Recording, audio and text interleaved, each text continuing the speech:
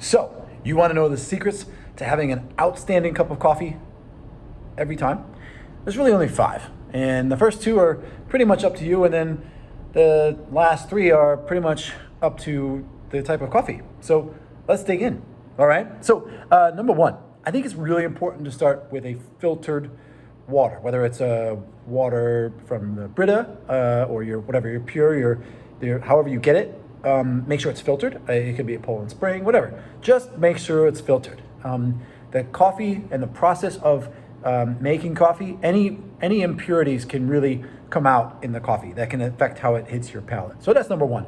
Make sure you have some sort of filtered water. Number 2, make sure you have a clean coffee system. Now, this sounds like, well, duh, but if you've been brewing coffee without cleaning your system, and this could include a couple things. There's solutions that you can buy specific for your coffee maker.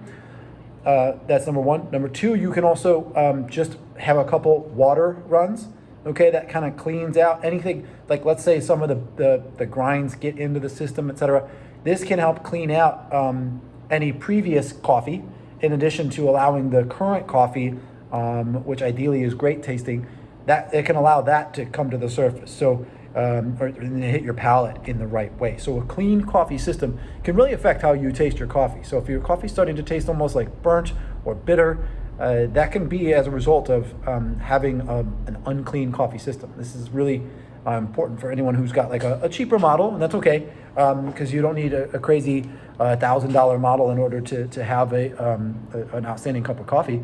But it's really important if you're using a drip, then you really need to make sure it's clean.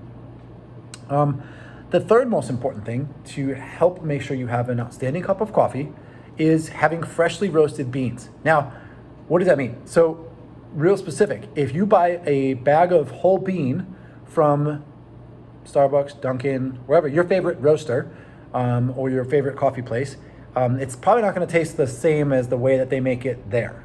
The reason being is that bag of beans has probably been sitting up on the shelf or in their little cute arrangement that they have there for a long time. And the problem with that is that the freshness of the roast is going to really affect the taste and the amount that you're able to get of the bean and hitting and how it hits your palate, and then it leads us into number 4. But first, number 3, you must have freshly roasted beans. And I'm going to say this. Just had a conversation with a coffee connoisseur the other day. It must be within 1 to 2 weeks, and I say within that large of a window. Although some people would say it's small, because sometimes if you have a cup of coffee the day after it's roasted, it might still the flavors haven't come out of the bean just yet, and then when you go to grind it, you don't necessarily get it in.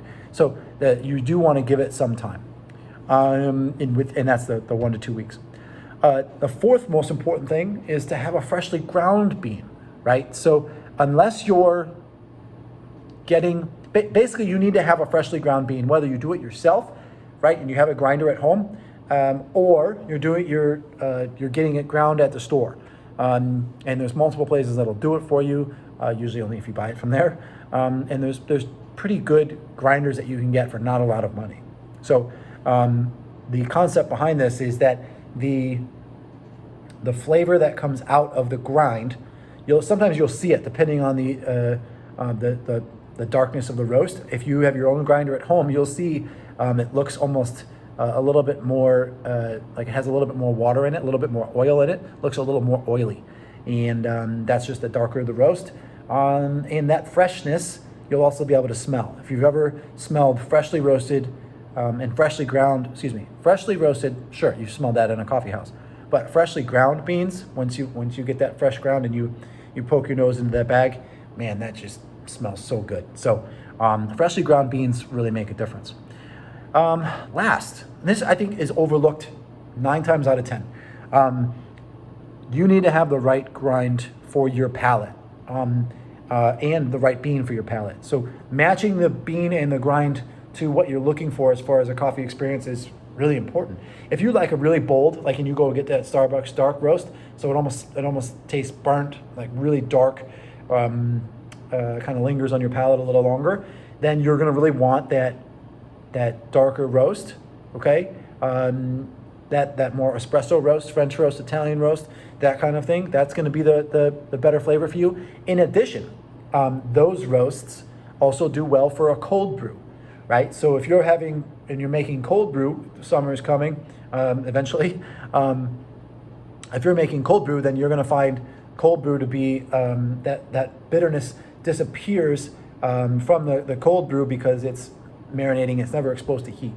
So on the flip side, you're going to also want to make sure that cold brew grind is a little bit more coarse, and actually a lot more coarse. So the opposite is true for, or the same is true for French press. If you're doing French press, you can have either type of bean. You can have your dark roast or your medium or your light, but your grind matters. So if you're doing French press or if you're doing cold brew, you really want a coarser grind. Now on the flip side, if you're doing a percolator, right, or a drip, then you really are going to want a finer grind and probably a more medium roast, especially if you like, for your palate, if you like a more medium roast, like a chocolate with a hint of citrus, that kind of thing, you're going to want a medium roast in addition to a finer grind of the bean. So that's it as far as the top 5. I think the reason that I stuck with 5, and I think there's other things that you can include, including the single origin versus a blend and all that stuff. The reason that I think these are the most important things is because these are the ones that you can control the easiest, right? So it just takes a little bit of time, or thought, I should say, and then just sourcing your own beans. So that's it. I hope this really helps. I really want you to enjoy the way that great coffee tastes, and to find those little hints of flavors. Some people like the like almost berry taste. Me personally, I don't. I like the chocolate citrus. Some people like the darker roasts, like the hints of raspberry, etc. That's not me. I like it smooth. I like as little acidic taste as possible, and I don't like it to bother my stomach. So it's sometimes versions of coffee can be a little abrasive there. So that's it. That's our 5 secrets of how to brew your really pretty much the world's best cup of coffee. And it's going to be the world's best for you because you've figured out these 5 things and what matches with your palate. And by the way, your palate could change over time. Some people have asked that, can my palate change? I talk all the time about how I used to be before. Sugar-free vanillas, right? And some cream in my coffee just in order to enjoy it, because I didn't enjoy coffee. I hated the taste, but I got it from Starbucks and I was like, this is disgusting. And then I started to learn about which types of coffee match my palate. And so now we're here. That's it. Hope this helps. Let me know if you have any comments or questions.